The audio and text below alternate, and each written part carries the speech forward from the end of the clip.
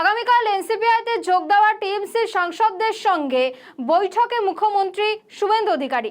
রাজ্য রাজনীতিতে ফের বড় রাজনৈতিক তৎপরতা। এই বৈঠকের তাৎপর্য কি কি বিষয় নিয়ে আলোচনা হতে পারে, রাজনৈতিক সমীকরণে কি আসতে চলেছে নতুন? একাধিক প্রশ্ন ইতিমধ্যেই উঠতে শুরু করেছে। গত সপ্তাহে এনডিএর বৈঠকে যোগ দিয়েছিলেন আর আগামীকাল বৈঠক করবেন মুখ্যমন্ত্রী শুভেন্দু অধিকারীর সঙ্গে। এবং আপনাদেরকে সেই মঙ্গলবারের ছবি দেখাচ্ছি, গত সপ্তাহের মঙ্গলবারের ছবি, যেখানে একেবারে মঙ্গলে ভবনে হয়েছিল এই বৈঠক এবং সেখানে প্রধানমন্ত্রী নরেন্দ্র মোদী এবং কেন্দ্রীয় স্বরাষ্ট্রমন্ত্রী অমিত শাহর সঙ্গে কাকুলি ঘোষ দস্তিদার অর্থাৎ এনসিপিআই সাংসদ কাকুলি ঘোষ দস্তিদার তিনি একেবারে সামনের সারিতে বসেছিলেন। এবং গত সপ্তাহে মুখ্যমন্ত্রীর সঙ্গে এনসিপিআই সাংসদদের একটা বৈঠক হওয়ার কথা ছিল, কিন্তু সেই বৈঠক কোনো কারণবশত সেটা পিছিয়ে যায়। আগামীকাল সেই বৈঠক রয়েছে এবং এই বৈঠকের দিকে প্রত্যেকেই তাকিয়ে রয়েছে, কারণ এনসিপিআর ভবিষ্যৎ কি সেটা কিন্তু সবথেকে বড় প্রশ্ন। পাশাপাশি আগামীকালের পরই কি এনসিপিআর সাংসদরা বিজেপিতে মিশে যাবে, একাধিক প্রশ্ন ইতিমধ্যেই উঠতে শুরু করেছে।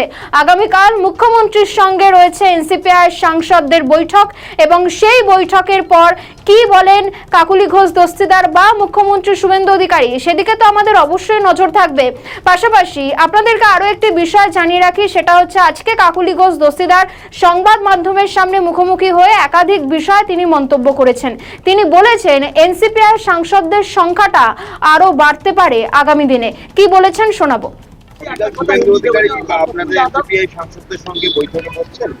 একটা মিটিং হওয়ার কথা আছে, তাতেই 3 জন সাংসদ থাকছেন, যারা দল সবাই থাকছে। আমরা সব সময় কিন্তু 20 জন একসঙ্গে আছি এবং যে কথাটা পোস্টে আপনারা বলছেন আরো 2-1 জন সাংসদ তারাও আমাদের সঙ্গে কিন্তু যোগাযোগে আছেন।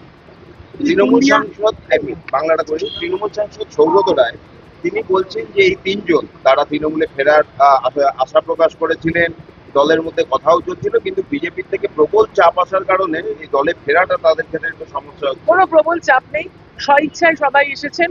কেননা এখানে যে বালি চুরি, মাটি চুরি, কয়লা চুরি, সোনা চুরি, এগুলো তো কাগজে আসছে, এগুলো তো ডকুমেন্টেড অন্যায় এবং অনেকে অ্যারেস্ট হয়েছে।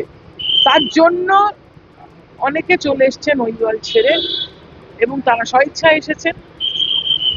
এছাড়াও আমি যে বললাম আরো 2-3 জন সাংসদ, যেটা কাগজে বেরিয়েছিল সংবাদ মাধ্যমে, যে প্রাক্তন যিনি সর্বভারতীয় সভাপতি বর্তমান স্বাস্থ্যমন্ত্রী জেপি নাড্ডা, তার সঙ্গে আলোচনা চলছে, তারাও তো আসার জন্য বলেছেন।